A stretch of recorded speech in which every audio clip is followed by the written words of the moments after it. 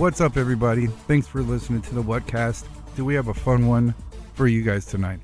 Mike came across something that's rattled his cage. Yeah, a little bit. We're going to talk about a gentleman you may have heard of. He's made his rounds on podcasts in the UFO world, but his name is Christopher Bledsoe, and he had a UFO experience, and that's not what we're going to focus on tonight. All has to do with what he talks about and what we're going to cover. This guy is a little bit more than somebody who saw a UFO. Mike, can you tell us a little bit more about Chris Bledsoe? I don't want to get too deep into his backstory because that could be a show for down the line. What I really want to focus on is a certain prediction that he made and how it ties into current events. But for anyone who doesn't know who Chris Bledsoe is, he's I guess you'd call him an abductee. One of the people who claims to have been abducted, but he kind of has a different take on it. But his story began in 2007 in North Carolina. He went on a fishing trip with his son and some coworkers in Cape Fear River, or near the Cape Fear River. And he says at the time that he was struggling personally. He had financial problems. He said he was suffering with Crohn's disease. And as a result of all the stress in his life, he was basically in emotional distress. So he went on this trip hoping that he could unwind.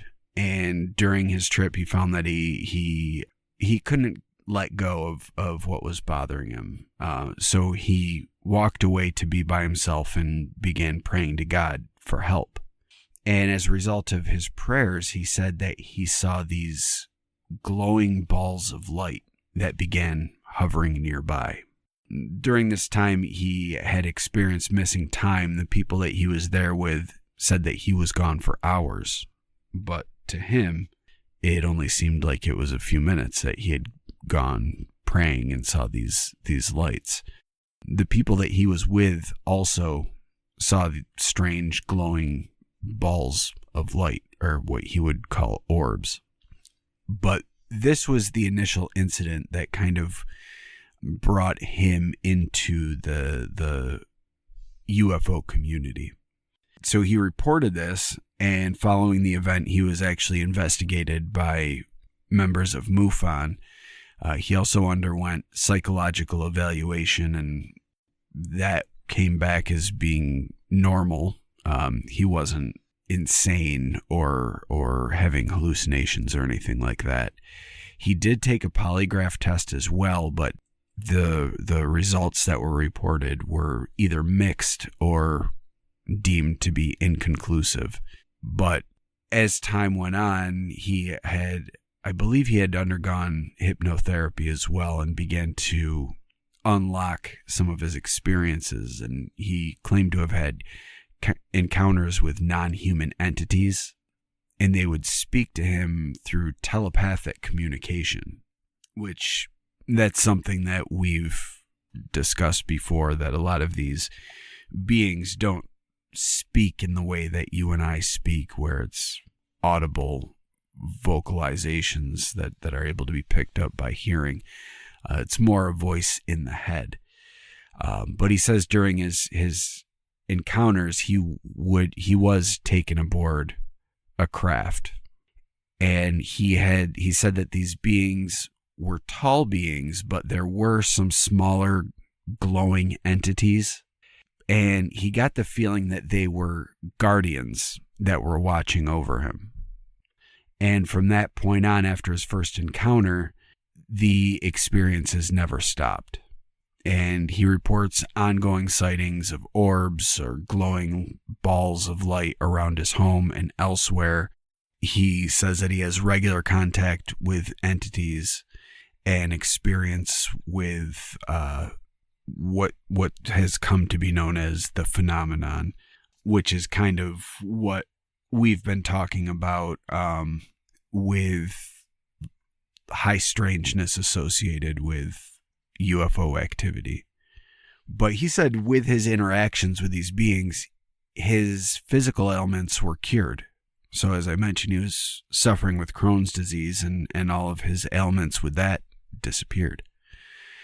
And throughout his ongoing communication, he has been dealing with a group specifically that he refers to as the Nine, which is interesting because there was a group of people in either the 60s or the 70s that also had communications with a group called the Nine. And they kind of had, they were like the love and light sort of beings, or the messages that they were giving. And people would channel them. So it was like it was like allowing these beings to possess the whoever the channeler was. They were allowing members of the Nine to possess them to bestow this message on humanity, which is always kind of weird to me. Like, why are you going to pick one person, especially in the modern age? Like, maybe that would have worked in the past if you want to follow the ancient aliens thought process and say that the prophets from the Bible were being guided by aliens. And maybe it worked at that time because there was no internet. People didn't know what, if you were able to show mystical abilities, that was enough. But in today's day and age, you show mystical abilities and people are going to be looking for the wires and the mirrors and the AI and all that. But I just think it's interesting that he also communicates with the Nine, and it makes, because he's so much later, it makes me wonder if he studied those channeling materials from back then, and if this is where he got that idea. Yeah, it seems like it's always the happy ending for some people when it comes to aliens. Like they want to help us. Like if aliens wanted us to not nuke ourselves, they would make it so we couldn't. If they wanted to give us technology to cure all diseases, they would. So it's kind of, to me, it's just like it definitely outnumbers the people who were like, hey, dude, they stole me and stuck shit up my ass, Right. It's kind of like a lighter side of it. Yeah, and it is weird that, and then you'll have a lot of these people that look at the UFO phenomenon and associate it with the love and light, but then they'll say there's also evil side, like the Greys and the reptilians that are there to harvest humans and torture us and feed off our fear. So it's almost like in the taking the battle of heaven and hell and sci-fying it, turning it into alien wars. Dun, dun, dun. But along with the Nine and their original channelings, around 2010, Bledsoe started to kind of bend his story more towards the spiritual side of things. And so he starts describing these entities as not being aliens in the sense that they're from another planet, but they're more closely related to angelic or divine beings, which is what Representative Luna recently said that she found out in a closed-door meeting with Congress when they were being briefed on the phenomenon. And she said it's more closely related to things from the Bible than aliens from outer space. Mm-hmm. Which I get it. I don't. When people say that thing, I think they're taking the wrong idea from it. I think they're looking at it and being like, oh, so this is proof that the God from the Bible is real and the Bible is real and all. But that's not necessarily the case. These could be angelic or divine beings, but that doesn't necessarily mean that everything written there, their existence does not necessarily mean that the rest of what's in the Bible is accurately portrayed. I mean, I got to stop you right there, and I got to ask you this. What do you think about when people start relating the alien stuff to angels? And I know that's what this guy does, but it's just, we've talked about it before with Carla Turner's work in the Masquerade of Angels book. What do you get with that? I mean, like, why is someone going to link like a UFO? Like, angels don't need spacecraft to get around. Like, where? I don't see the connection. So the UFOs themselves aren't necessarily like a spaceship. Like there's also two different thoughts on that. One being that what we're seeing as UFOs is angel technology. So the angels would have some sort of tech that we wouldn't understand. And that's why they come across looking so weird in the Bible. And it's actually the craft that's being associated with the angels. The other thought is that these are energy bodies or light bodies, like a Merkaba, for instance. And that what we're seeing is like the aura of the being. So the ball in the sky is more the energy than an actual craft. And you know what, with the stuff like in the Disclosure documentary with these, like, it seems like it's like a bubble with like an outer layer. Yeah. With just light in it. It kind of makes sense. You can say that way more about these modern UFOs. Yeah. And I think, it could be somewhere in between, maybe what we're seeing, because the ones that look like a bubble around the thing, and the way that they explain it is like that bubble is the thing that's traveling through space, while everything inside the bubble is just kind of moving its place as this bubble moves. So there's like no resistance. It's got its own almost like pocket universe surrounding it, and it's just kind of cutting through ours. It's I understand how if it's technology that it could be misconstrued as magic. And really at the end of the day, like if we're talking like the miracles from the Bible or the things that angels have been able to do, if it's not technology, then it's some form of magic, right? Like what else could it be? Like I know the power of God, or the divine power or whatever you want to call it, but essentially it's magic, right? Right. So I don't know. Like there's always that thing that if you get technology that's too advanced, it's not going to be distinguishable from magic because we don't have anything to really compare it to. Like if we were to go back in time and show somebody modern video games today and be like, look, and they'll be like, oh my God, there's a person on that screen. That would blow their mind. Then be like, look, you can control that person on the screen. Oh my God. Like for somebody who's never seen that technology, like that's going to be akin to the power of God. Like you've got this being trapped on this flat screen and you're controlling everything he does. Damn. Just imagine Minecraft, bring that back to the cavemen and being like, yo, dude, check out Minecraft. They would be, basically gods at that point. Or hell yeah. Even worse, throw some VR on them, blow their fucking minds. Cavemen with VR, angel tech, a little D&D. I like it. Yeah. Yeah, dude. Oh man, VR D&D would be so fucking cool. They have something very comparable to it. I'll look it up and send it to you. It's like D&D won't make a game, so somebody did, and it's not called D&D, but everybody calls it D&D. It might be interesting. Yeah, that'd be cool. God, please, yeah, I hope it's good. I want D&D in VR now. I know, right? Oh man, what were we talking about before we got off on D&D and blowing cavemen's mind? So getting back to Chris Bledsoe, he, like I said, in around 2010, he started changing his outlook to being more spiritual rather than aliens and all that. But around Easter of 2012, he had this meeting with a female entity that he only refers to as the lady. And she delivered a message to him with predictions for 2026, which is this very year, which is part of what's starting to scare me here.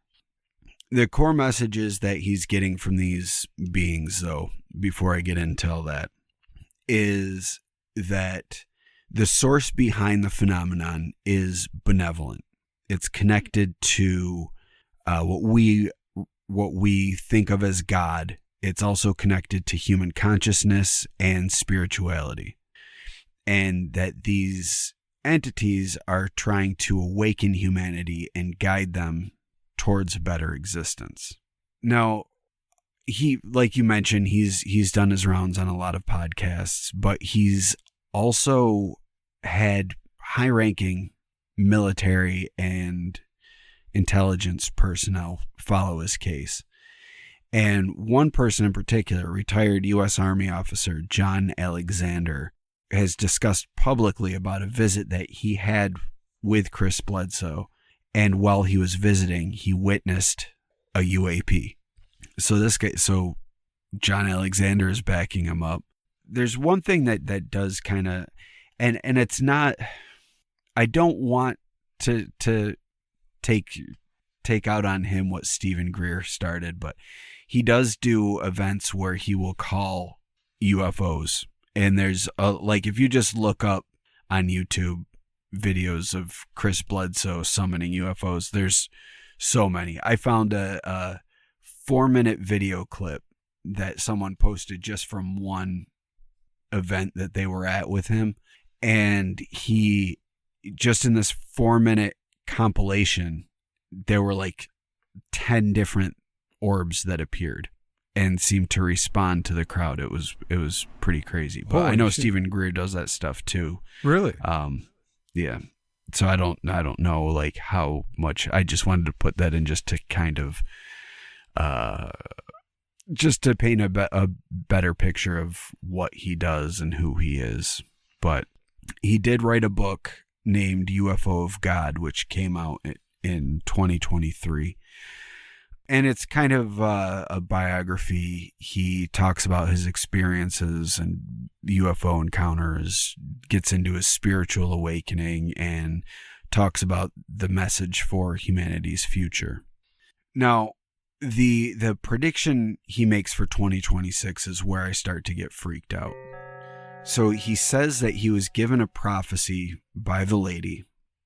And he said that the lady is someone that he associates with angels, the Virgin Mary, but also represents ancient goddesses from the past. And apparently there is going to be a celestial alignment involving the star of Regulus, and it's going to align with the gaze of the Sphinx in Egypt. He was told that this alignment is going to occur in 2026. And that lines up with, now we know that that's going to be April 5th, 2026, which is Easter. And he said that this alignment is going to mark a change in humanity's knowledge and a shift in awareness. So he said it's not going to be like an apocalypse or anything. It's going to be more like an awakening that humanity is going to have. And they're going to understand more about our reality and begin to understand consciousness and our link to God. So he said it's going to be more akin to like a spiritual awakening that's going to happen globally. And human consciousness is going to expand. And we are going to all come to the realization that there is a non-human intelligence in the universe. That's crazy that you say it like that, because I've been talking with Miss Mickey in the Discord, and she's been saying exactly that for like the past month. Yeah, there's a lot of this sounds very similar to the whole 2012 thing that was going around with fucking David Wilcock talking about how we're all going to be enlightened beings starting after the 2012 apocalypse and all that. But it sounds very similar to that. But there is some other things going on. He thinks that eventually this whole thing is going to relate to the return of Christ, essentially. The return of a divine presence on Earth is basically what it boils down to. But in following with religious prophecy, it would be the return of the Messiah. But the really creepy thing is what he originally, or I shouldn't say originally, was one of the other things that he had been told about relating to 2026.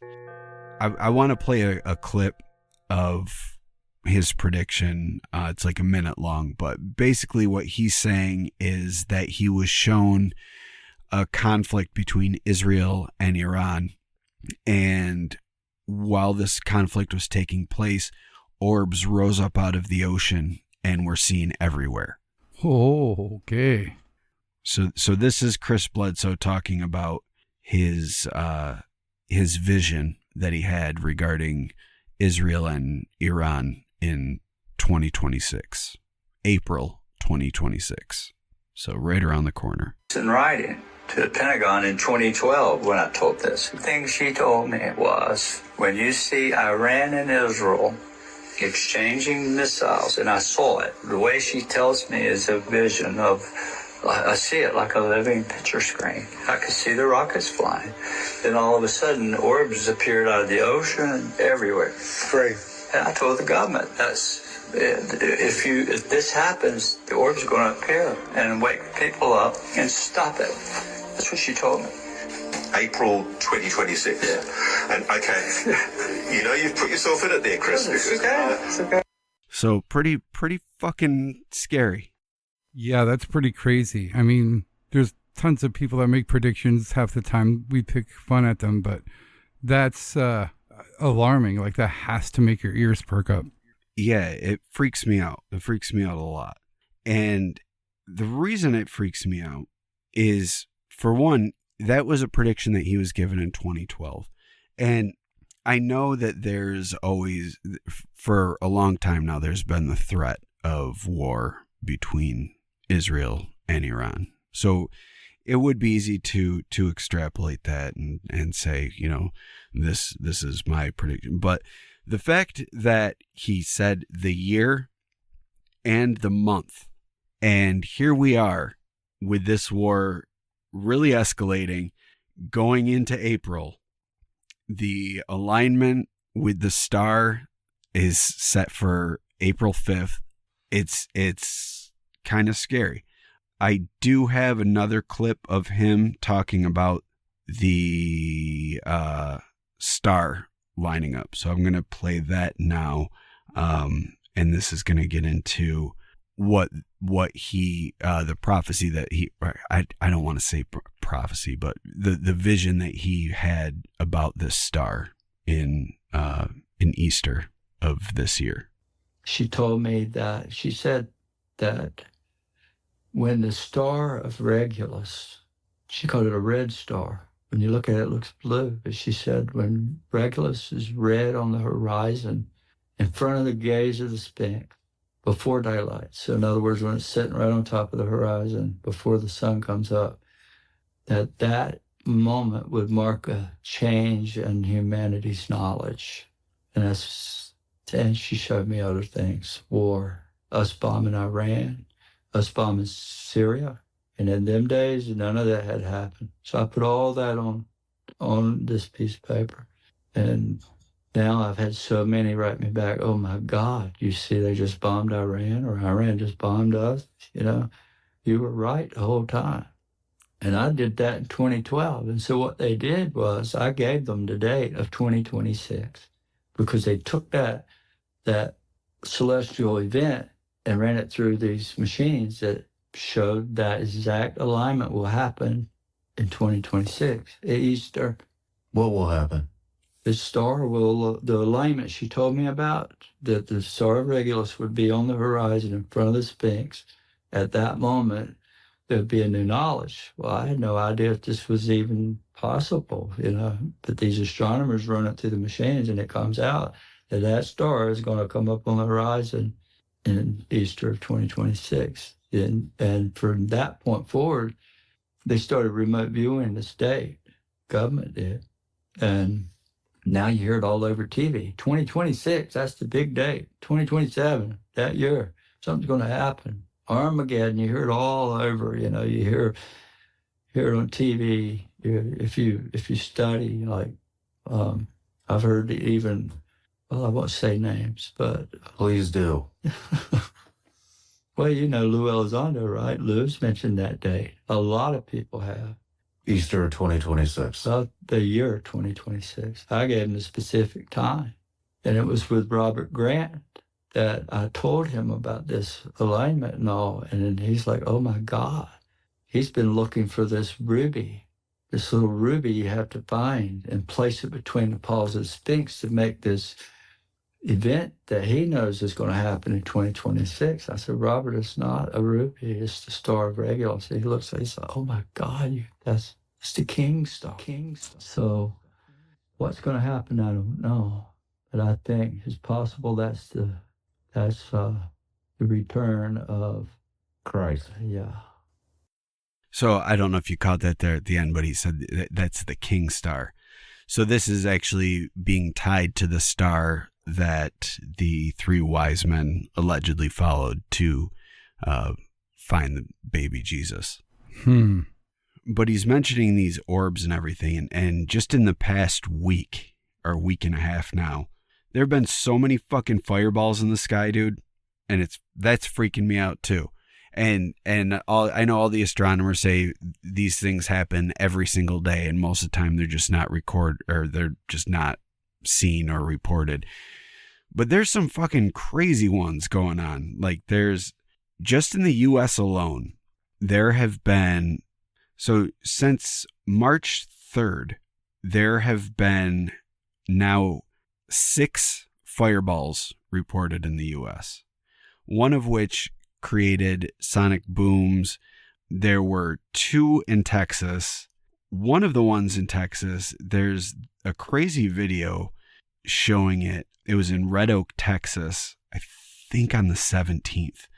But it was this orange fireball with a tail, and it was moving all over the sky. Like not moving across it, like it was dipping down, wiggling across the sky, moving back, looping around, doing all sorts of crazy maneuvers. Yeah, and this is being reported on news news reports, news sites. It's not AI. Yeah. This is being filmed by multiple people, so this is one we can talk about. Yeah. There was a huge green fireball in Australia. There was fireballs seen over Asia, over Europe, multiple in the US and Canada, and they're all just being reported as being regular run-of-the-mill meteorites exploding in the atmosphere and burning up. Yeah. So are these leading up to more orbs? Like are these part of what he was seeing in his vision? It's funny that he uses the word orbs, and says that the orbs are going to be appeared, because I was listening to him talking about his UFO encounter, and he said he saw beings as well, and he said that their eyes were glowing. And he said from a distance that those were orbs until he got closer. So I wonder if in this vision, they are these fireballs, but they look like orbs. Yeah, maybe. Oh, man. Imagine that. Like you see these orbs rising up out of the ocean.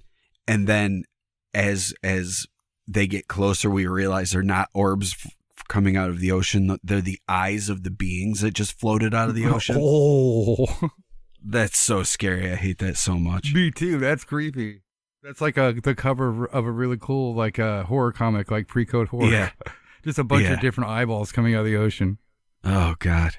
No, thank you. No, thank you at all. So this freaks me out because obviously his predictions for the war that's going on and how that's going to tie in. And I saw a video that was, and again, like we were talking, well, this, for our patrons, you'll know because we were recently talking about AI, but I saw a video posted allegedly from the skies over Iran a few nights ago.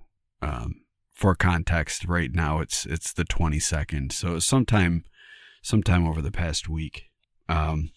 But there was a video posted showing literally hundreds of it looked like stars in the sky, but they were all moving, just hundreds of them.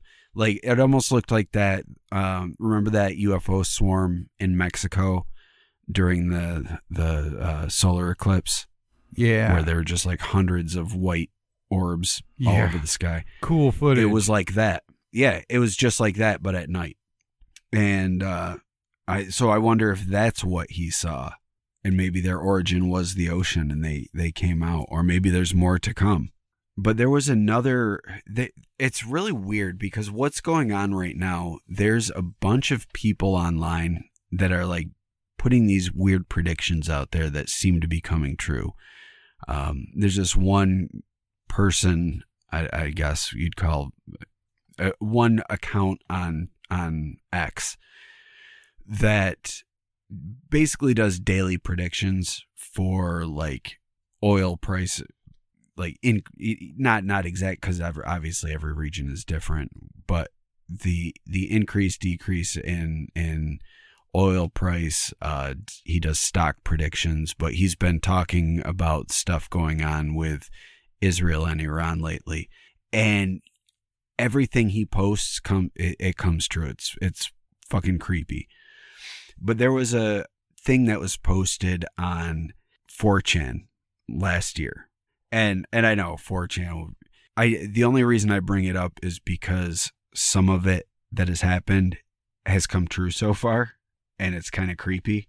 June of 2025 on 4chan, an anonymous poster dropped what he called the script, which is a full timeline of the next phase of events that are going to take place on Earth.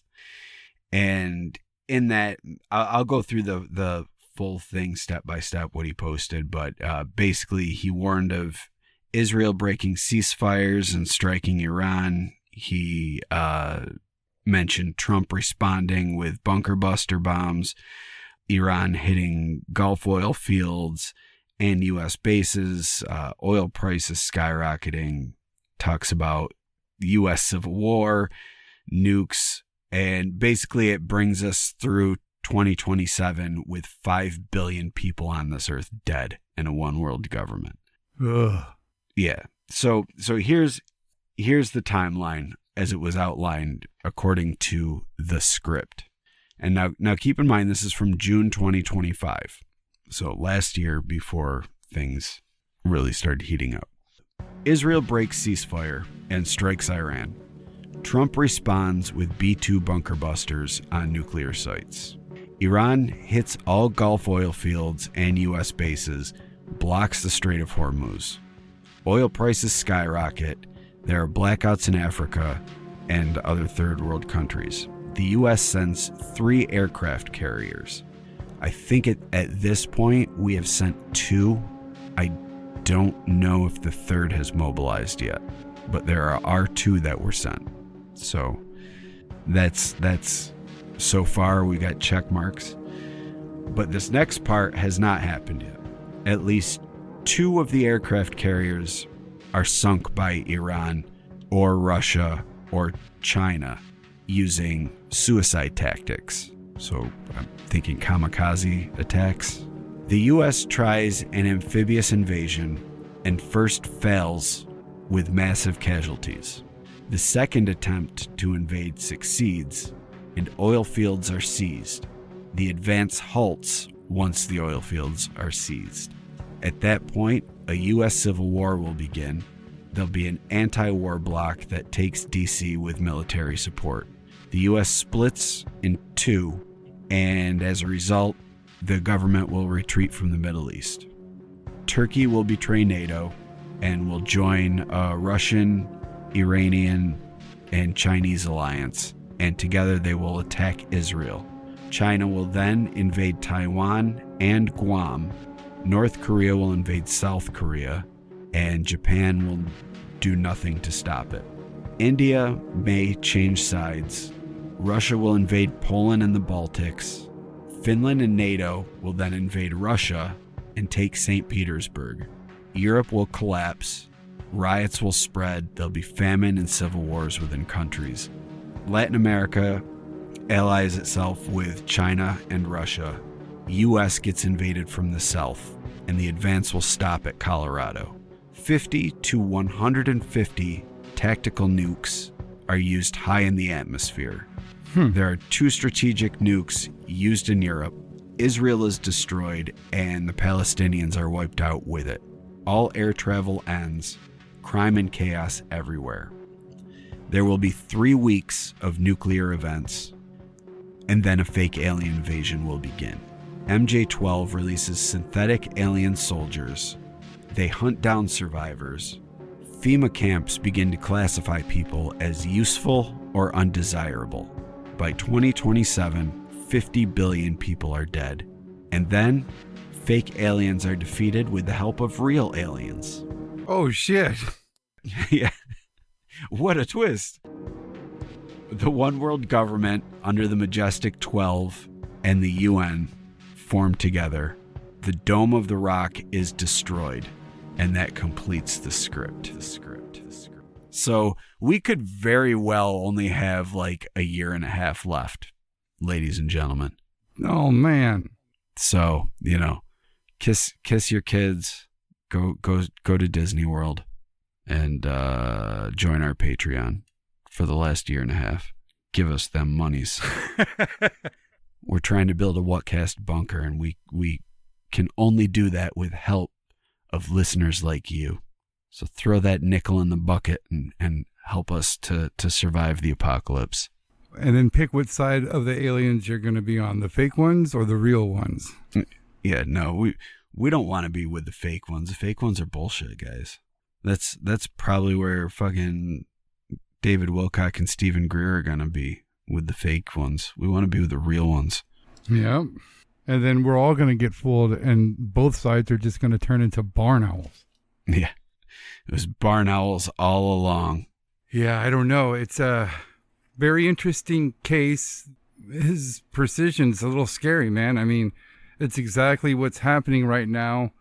It's almost like we're a little bit halfway through of what he's saying as far as the kickoff of what he's saying. Yeah, and Trump has been talking about UFO disclosure. The government just registered aliens.gov. Yeah, that's right. .gov and another aliens .something.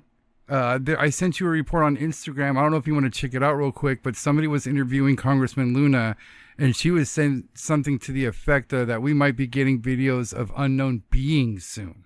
But is it real or is it AI? Yeah, again, we can't tell. We won't be able to tell. I can't trust fucking anything. I don't know, man.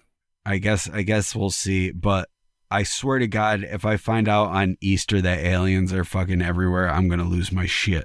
Yeah, I know. All this is coming about rather fast, and it is. I mean, like just some of the stuff you read, it sounded very Nostradamus-like, and like I watched him talk with another Christian dude, because Bledsoe's very Christian, and and that's okay. That's but like just like he was talking to the host and talking about belief, and he was talking about the energy in our cells come from somewhere, and no one's telling, and we're not telling it to harvest that energy. So that means there's God or something like that. So I was kind of, I was like, okay, buddy, but that's just his way of saying it, I guess, But you just can't ignore what he's saying. You can't ignore how accurate he is with this. And in 2012, dude, 2012. Yeah, that's when he had his visitation with the lady. I don't know. We'll see if this is another Miss Cleo moment or. Yeah, I'm very interested to see what happens on Easter. So Easter coincidentally is also the day that the new Bobby Laser documentary comes out. What do you think about that? Do you think we're beating a dead horse here with Bobby Lasers? After the Jeremy Corbell one, I don't know what else we can say about him, but I'm going to watch the fuck out of it, and we're going to talk about it on the show. We're also, for anyone who is on the fence of whether or not they want to join Patreon, on that Sunday, we're all going to gather in our Discord and do a watch along. So we're all going to watch the documentary together. I think it comes out on Amazon, so you'll probably have to rent it, but we will be meeting up to watch it on Sunday night. I am down. Yeah. So again, give us your money so we can build a bunker and meet us on Patreon on the 5th, and we can talk about how our Easter dinners were invaded by aliens and watch Bobby Laser. Fuck yeah. Fuck yeah, Bobby Laser. And we will see. There's plenty of interviews with Bledsoe if you guys want to check out more of what he says. Again, it's religion heavy. If that's your thing, good. Check it out. He has a lot to say. If it's not your thing, just listen for the UFO stuff. But there is no shortage of him giving interviews. He was on the Sean Ryan podcast for I think about 3.5 hours. He has a book, The UFO of God. You can check that out. And yeah, just let us know what you think about what this guy's saying. If it's a little too close to comfort for you. Again, this is not the normal, did his name start with an A, B, C, D? This is a little bit more than Miss Cleo prediction. And one thing, when I looked this guy up, Mike, on YouTube, there's a lot of videos about him being interviewed about being able to summon and communicate with these UFOs. That seems to be like rather easy and second nature for him. Yeah, like I said, I found that there was a video, someone put a compilation together and broke down an entire night into a 4-minute video, and there were so many fucking things that showed up. But again, I know Stephen Greer does it, and he's been caught chartering planes to do it. So I don't know what kind of money this guy is working with, if he can also charter planes, but I don't think this guy is trying to get $5,000 for a camping trip though. So damn, maybe that lends a little to his credibility. Yeah. But yeah, we might be in for it, guys. We'll see. We got a couple weeks and we'll find out. Believe me, if nothing happens, I'll be the first to be on here and voice my disappointment. That being said, if something does happen, I will be the first to get on here and shit my pants live with everybody. We will get it going instantly. Mass tweet. Mass pants shitting. Thank you for listening to the Whatcast. You can find us on Twitter, Instagram, Facebook, iTunes, and YouTube. Enjoy the podcast. Get yourself a Whatcast t-shirt or a sticker pack. Who was that dude on that one episode? Try the links in Homie's page. All this and more can be found at www.thewhatcasters.com. Thanks again for listening and have a great week.